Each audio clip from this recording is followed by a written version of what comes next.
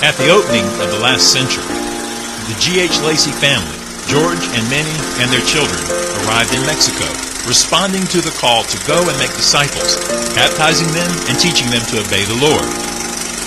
They faced a life of sacrifice and hardships. One Christmas, soon after beginning their work, one of their children became ill with a severe fever. The Mexican doctors didn't recognize the problem, and though they tried to get to the U.S. to get help, all 5 children died within 15 days of scarlet fever. Later, with more children, they were literally caught in their house in the crossfire between rebels and the federal troops as the Mexican Revolution erupted. Suspected as a spy, Lacy was pursued through the woods back to the U.S. by federal troops, only to return to his work again later. They faced several street robberies, among other difficulties. Yet through it all, the calling and the words of Minnie Lacy when she lost her first 5 children rang through. Now we will lay down our own lives. The Lacys lived out the rest of their lives in Mexico, leaving behind a heritage of courage, sacrifice, and commitment to the kingdom of God. Today, the H Lacy Seminary continues the labor and commitment of its founder and namesake.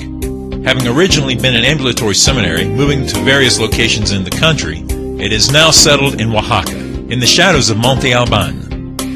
Monte Alban is the first true city in Middle America, where at the time of Christ, the center of indigenous Zapotec Indian culture was located. Today, the seminary that now bears Dr. Lacy's name is surrounded by indigenous cultures and languages, many of which still have not received the good news of Christ in a way that they can understand.